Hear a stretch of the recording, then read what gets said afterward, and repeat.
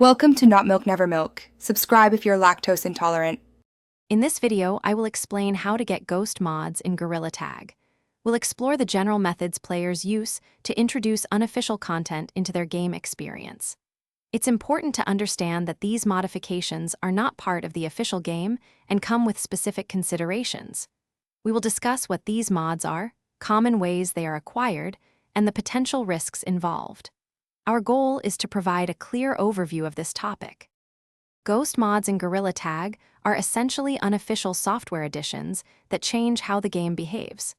They can give players special powers, such as the ability to fly through the map or move at incredibly fast speeds. Other mods might introduce unique visual elements or character customizations not found in the standard game. These modifications are developed by the community, not the official game creators.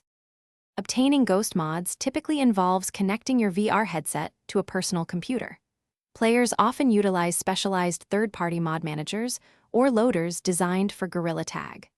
Another common approach is side-loading, which means manually installing applications onto standalone headsets, bypassing official app stores. These processes usually require downloading external software and following detailed, unofficial instructions to integrate the mods into your game. Before considering ghost mods, it's crucial to understand the significant risks. Using unofficial modifications can result in a permanent ban from Gorilla Tag, meaning you lose access to your account.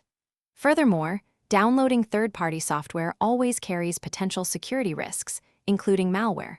Mods can also cause your game to become unstable, leading to frequent crashes or poor performance. Official game updates often render existing mods unusable, requiring new versions. Thanks for watching. If this was helpful, leave a like and consider subscribing. See you next time.